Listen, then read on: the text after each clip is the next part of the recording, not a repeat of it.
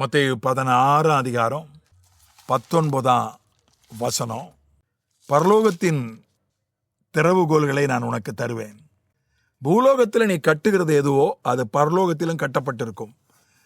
பூலோகத்தில் நீ கட்டவிழ்ப்பது எதுவோ அது பரலோகத்திலும் கட்டவிழ்க்கப்பட்டிருக்கும் என்றார். இது ஆண்டவர் பேதுருவுக்கு சொன்னது தான். ஏன்னா பேதுரு கிறிஸ்து, நீ தேவனுடைய குமாரனாகிய கிறிஸ்து என்று அறிக்கையிட்டதுனால, அந்த வெளிப்பாடை பெற்றதுனால சொன்னார், பரலோகத்தினுடைய திறவுகோல்களை நான் உனக்கு தருவேன்னு சொன்னார். இது இன்னொரு இடத்துல எல்லா அப்போஸ்தலருக்கும் சேர்த்து தான் சொல்லப்பட்டிருக்கு. வெளிப்படுத்தின விசேஷம் 1 அதிகாரத்தில் இயேசு சொன்னார், பாதாளத்தின் திறவுகோல்களை உடையவராய் இருக்கிறேன்னு சொன்னார். பாதாளம், ஒரு தேவ மனிதன் சொன்னார், ஆண்டவர் பாதாளத்தின் வாசல் சாவியை தான் கையிலே வச்சிருக்கிறார். யார்கிட்டையும் கொடுக்கல, எந்த ஊழியக்காரங்கிட்டையும் கொடுக்கல, எந்த அப்போஸ்தலங்கிட்டையும் கொடுக்கல, எந்த தீர்க்கதரிசிகிட்டையும் கொடுக்கல. நான் கையில் வச்சிருக்கேன்ப்பா, யோவான் வாங்கிட்ட கொடுக்குறேன்னு கொடுக்கல. பாதாளத்தின் சாவியை இயேசு கிறிஸ்துவே வச்சிருக்கிறார். அது வெளிப்படுத்தின விசேஷத்தில் தான் சில குறிப்பிட்ட தீர்க்க தரிசனத்தில் சொல்லப்பட்டிருக்கு. ஒரு தூதன் சாவியை எடுத்துகிட்டு பாதாளத்தின் சாவியை எடுத்துகிட்டு பாதாளத்தை திறந்தான்னு நம்ம படிக்கிறோம். அது பின்னால் நடக்க போகுது. ஏன்னா ஏன் பாதாளத்தின் சாவியை மனுஷங்கிட்ட ஆண்டவர் கொடுக்கலன்னா, இவன் ஜனங்களை பாதாளத்துக்கு அனுப்பிச்சிருவான், பிடிக்காதவங்களெல்லாம் பாதாளத்துக்கு அனுப்பிச்சிருவான். அதுக்குதான் சாவியை ஊழியக்காரங்கிட்டையோ தேவ பிள்ளைகிட்டையோ ஆண்டவர் பாதாளத்தின் சாவியை கொடுக்கல, பரலோகத்தின் சாவியை தான் நம்ம கிட்ட கொடுத்துருக்கிறார். ஏன்னா நீ யாரை வேணா பரலோகத்துக்கு அனுப்பு, சுவிசேஷத்தை சொல்லு, அவர்களுக்காக ஜெபம் பண்ணு, நீ பரலோகத்துக்கு அனுப்பு. இந்தா ஒரு சாவி வச்சுக்கோ. ஆளுக்கு ஒரு சாவி கொடுத்துட்டாரு. நான் ஒரு வியாபார கட்டடத்தை பார்த்தேன். அந்த வியாபார கட்டடத்தில் நிறைய அலுவலகங்கள், நிறைய அதற்கு கடைகள் இருந்தன. இது ஒரு 25-30 வருஷத்துக்கு முன்னால் நடந்த சம்பவம். ஆனால் ஒரே ஒரு கழிவறை தான், அதை பூட்டியிருப்பாங்க. அவர் சொன்னார், அந்த கட்டடத்தில் கடை நடத்துகிற சகோதரன் சொன்னார், 110 சாவி இருக்குது, அந்த ஒரு பூட்டுக்கு 110 சாவி போட்டிருக்கோம். நாங்கள் 110 சாவி அடித்து போட்டு ஒவ்வொருத்தர் கையிலையும் கொடுத்துருக்கோம். ஏன்னா 110 பேர் இந்த வளாகத்தில் இருக்காங்க, ஒரே கழிவறை தான். வெளியில் இருக்கவங்க வந்துடக்கூடாதுன்றதுக்காக எல்லார் கையிலையும் சாவி கொடுத்துருக்கோம். அது மாதிரி ஆண்டவர் பரலோகத்துக்கு, இந்த உதாரணத்தை சொல்கிறதுக்காக தப்பாக எடுக்காதீங்க, ஆண்டவர் பரலோகத்துக்கு கோடிக்கணக்கான சாவி செஞ்சு எல்லா தேவ பிள்ளைகள் கையிலையும் கொடுத்துட்டாரு. இந்தாப்பா பரலோகத்தின் சாவி, திறந்து நீ யாரை வேணாலும் பரலோகத்துக்கு அனுப்பு. அவனுக்கு சுவிசேஷம் சொல்லி அவனுக்காக ஜெபம் பண்ணி அனுப்பு. ஆனால் பாதாளத்தின் சாவியை நான் யாருக்கிட்டையும் கொடுக்க மாட்டேன். ஒரே சாவி தான், அதை என்கிட்ட தான் வச்சிருக்கிறேன். யாரை பாதாளத்துக்கு அனுப்பணுன்றதை நான் மட்டும் தான் முடிவு பண்ணுவேன். அது ஒரு பக்கம் இருந்தாலும், அது இடத்துல சொல்லப்படுது, நீ எதை கட்டுவாயோ, நீ பூமியில் எதை கட்டினாலும் பரலோகத்தில் கட்டப்பட்டிருக்கும், பூலோகத்தில் எதை கட்டவிழ்த்தாலும் பரலோகத்தில் கட்டப்பட்டிருக்கும். பெரும்பாலும் இது பிசாசு சம்பந்தப்பட்ட, பிசாசு பிடித்தவர்கள் பிசாசின் போராட்டங்களுக்கு பயன்படுத்துகிறோம். ஆனால் இது அதற்கான வசனம் அல்ல. பூமியில் நீ எதை கட்டினாலும் பரலோகத்தில் கட்டப்பட்டிருக்கானா, பரலோகத்தில் பிசாசு இருக்கானா? பிசாசு இல்லையே. பூமியில் நீ இப்போ பிசாசை கட்டவிழ்த்தா பரலோகத்தில் கட்டவிழ்க்கப்படும்னா, பரலோகத்தில் பிசாசு இல்லையே. இது பிசாசுக்கு அவனுடைய வல்லமைகளுக்கு பொருந்தாதே, பிசாசின் ஆவிகளுக்கு பொருந்தாதே.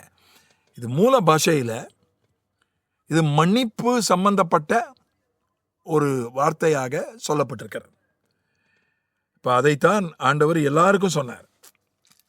யோவான் 20 அதிகாரம் 23 வசனத்தில் இது ஆண்டவர் எல்லாருக்கும் சொன்னார். எல்லா 12, அப்போ ஒருத்தன் போயிட்டான், 11 அப்போஸ்தலர்களுக்கும் சொன்னார். எவர்களுடைய பாவங்களை மன்னிக்கிறீர்களோ அவைகள் அவர்களுக்கு மன்னிக்கப்படும், எவர்களுடைய பாவங்களை மன்னியாதிருக்கிறீர்களோ அவைகள் அவர்களுக்கு மன்னிக்கப்படாதிருக்கும் என்றார். இதையும் தப்பா புரிஞ்சுக்கிட்டாங்க. கத்தோலிக்கர்கள் மட்டும் இல்லை, ஒரு தீவிரமான இங்கே நம்ம பக்கத்து நாட்டில் உருவாகி நம்ம நாட்டில் ரொம்ப பரவின ஒரு தீவிரமான பெந்தகோஸ்தே சபையிலிருந்து பிரிந்து போன ஒரு சபை. அந்த சபையினுடைய ஒரு போதனையில் ஒன்று, உங்கள் பாவங்களை நீங்கள் ஊழியக்காரன்ட்ட வந்து அறிக்கை செய்யணும்.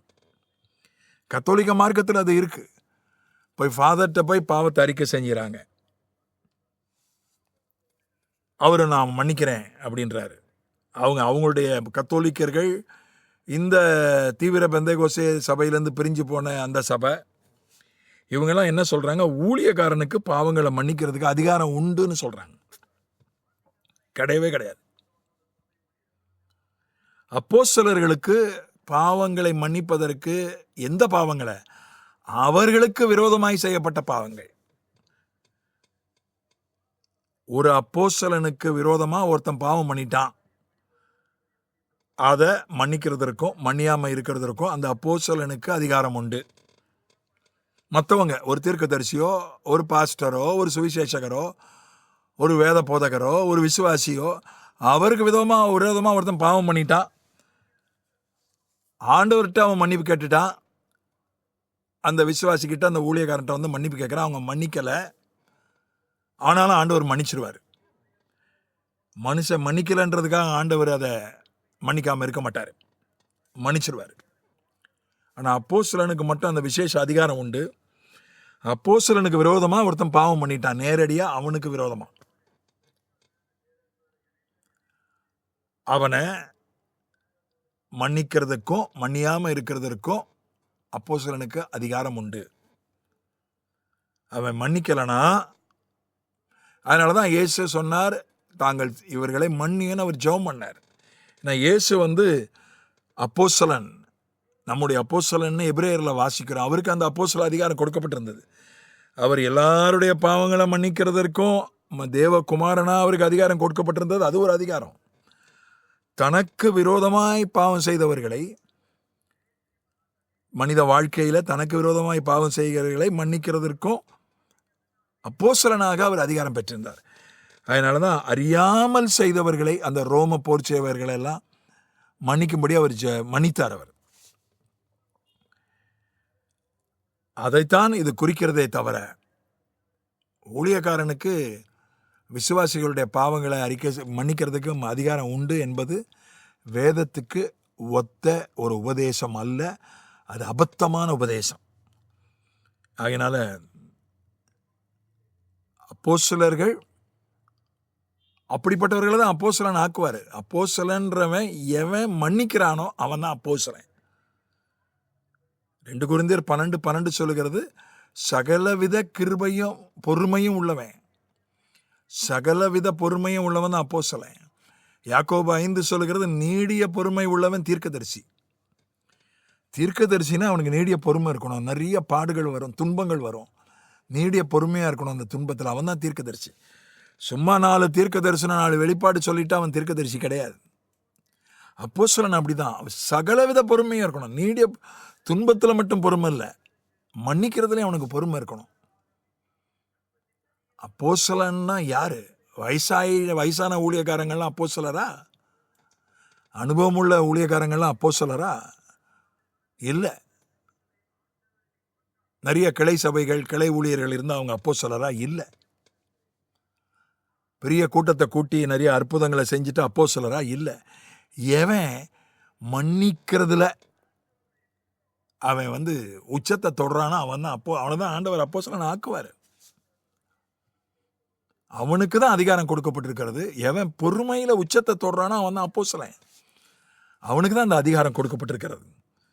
ஆகவே நம்முடைய கையில் கொடுக்கப்பட்ட பரலோக சாவியை பயன்படுத்தி ஒரு சிலரை ஆகிலும் பரலோகத்துக்குள் வழி நடத்துவோம். ஆமென்.